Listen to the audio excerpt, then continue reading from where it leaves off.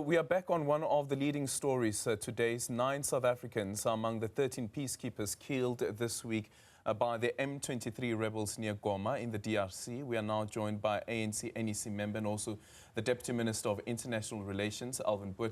Deputy Minister, very good morning to you. Thank you so much for making time for us this morning. ANC January 8 statement, I remember the President speaking as part of his statement on behalf of the NEC, being very concerned by the situation in the DRC. And now we hear of this. He says that we are deeply concerned about the ongoing conflicts in the Sudan and the Eastern Republic of Congo.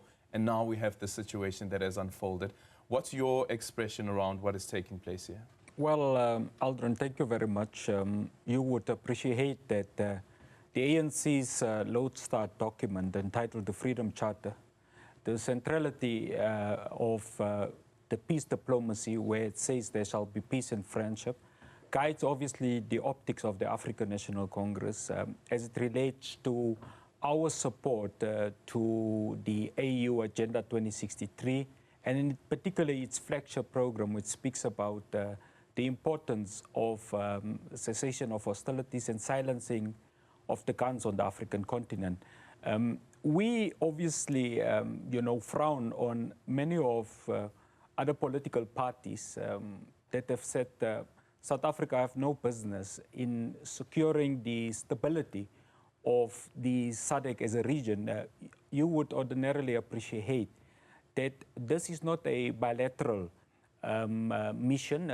This is a multilateral mission under the auspices of the SADC intervention mechanism. So we are part of a multitude of countries that are actually participating and isolating the ordinary citizens and civilians from, the armed groups in the DRC. Mm-hmm. And I think maybe, and while there is the blame and the accountability conversation that needs to be had, is also to speak about this particular incident and how it played out.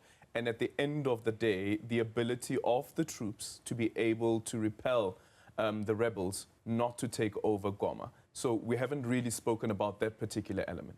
Yes, look, Aldrin, what our viewers need to appreciate is that South Africa are part of the what we call the SAMIM DRC mission. Mm-hmm.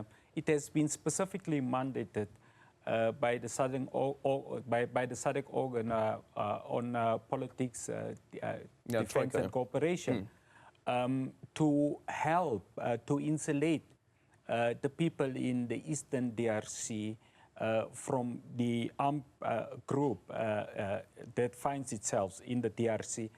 But we are also being supported through the UN Security Council resolution that determined that the MONUSCO mission, the UN mission in the DRC, should provide the necessary support and enhance cooperation with the SAMI DRC to quell and to repel, obviously, this armed group.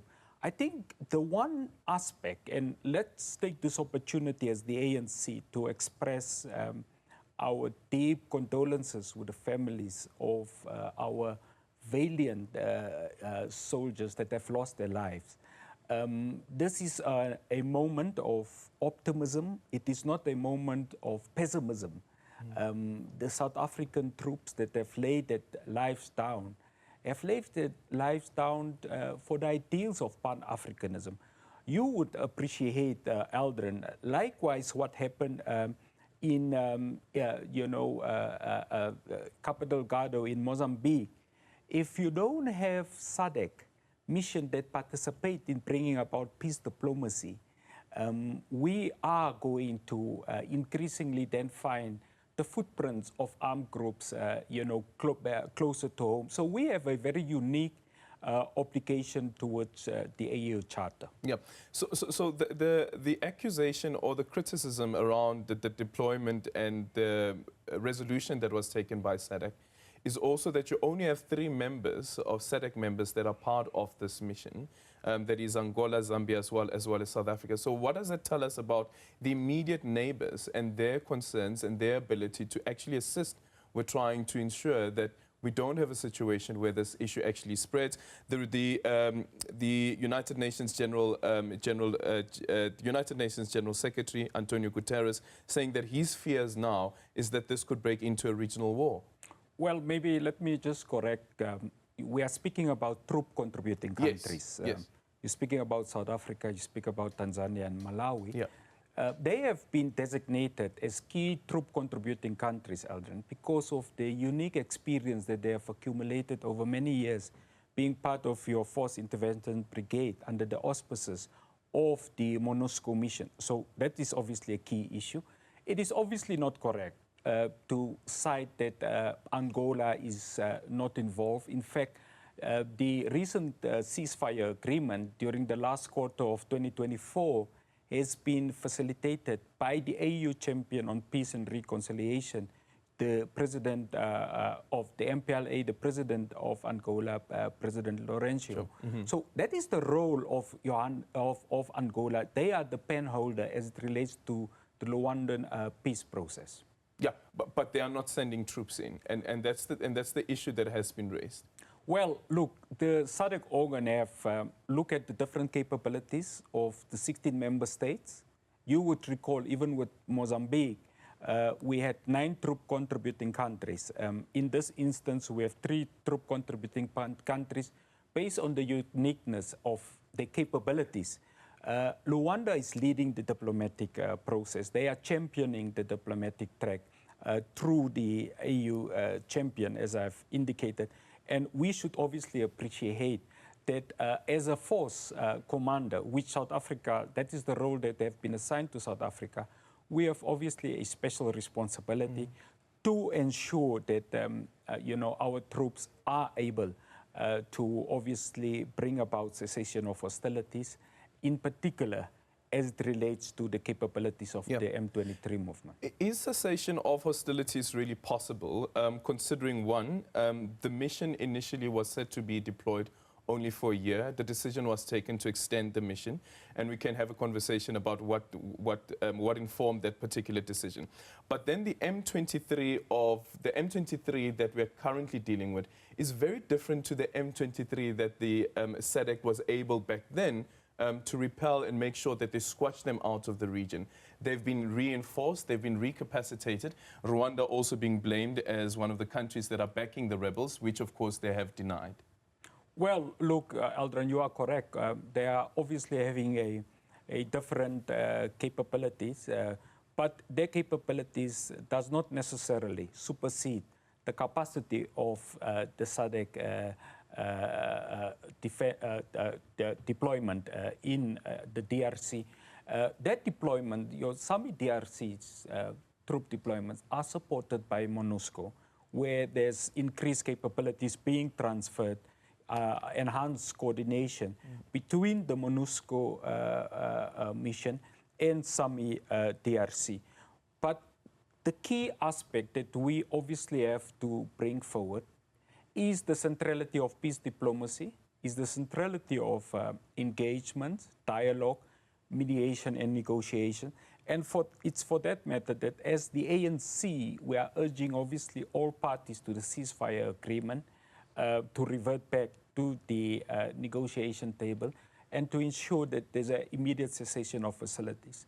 Remember one thing, our men and women in the South African National Defence Force, as we are currently speaking, Aldrin, are the key insulators against, the rebellion, against the armed forces of the M23 movement. So we have a special obligation to ensure that the SADC mandate is successful, to ensure that our presence there creates room for negotiations. And I think that is a key and critical issue. I have heard a number of political parties frown on our presence there. We are substantially a Pan-African state. We are African state. The AU Agenda 2063 speaks about silencing of the guns as a flagship program. Without the silencing of the guns in the SADC region, Eldrin, we would not be able to harvest economic prosperity. Yeah, the success of the mission would also hinder on having the necessary capability as well as capacity and the resources. We know that we have a problem here back home with the decision that was taken by Treasury to cut the budgets for some departments, including the SANDF. We're told that 0.7% of our budget is spent on defense, which is low. We also know right now that the troops don't actually have Air Force capacity. That is an issue as well that has been raised. So how do we ensure this mission is successful when back home we know at the root cause of what we are facing is that we don't have enough resources, which the minister herself has also admitted to, including the funding? Yes, let me not divulge our operational capability. Sure. But I think you have received the reports that this was thousands and thousands of M23 rebels that descended and tried to actually take Goma, which is the central city in North Kivu in the eastern DRC. Our troops, constituting part of the Samim DRC, repelled that attack. That speaks about the bravery of those soldiers that we have lost. It speaks about the uniqueness and the strength of the South African Defence Force. Of course, you are correct, Aldrin. Your GDP currently in terms of your allocation stands roughly around 0.7%. Ideally, in terms of the norms, it should be at 1.5%. As we are speaking, the presidency is seized with National Treasury to ensure that we are able to ensure there's the necessary financial symmetry that is available for the South African National Defence Force, especially as it relates to championing the African agenda to ensure there's silencing of the guns. Yeah. There is a United Nations Security Council meeting that we understand that has been called.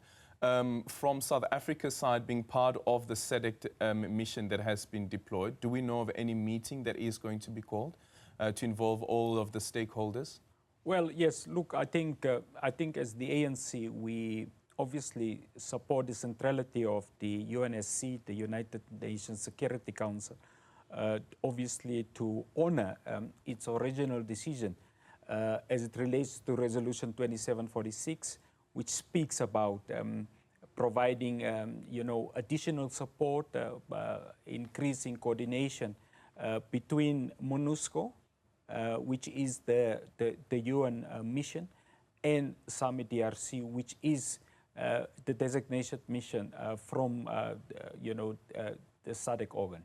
Okay, and any moment from now, could we expect an address from the president or perhaps maybe even the Minister of Defense? I suppose the leadership of government will take, our nation in confidence in relation to this matter. The president is the commander-in-chief of our armed forces.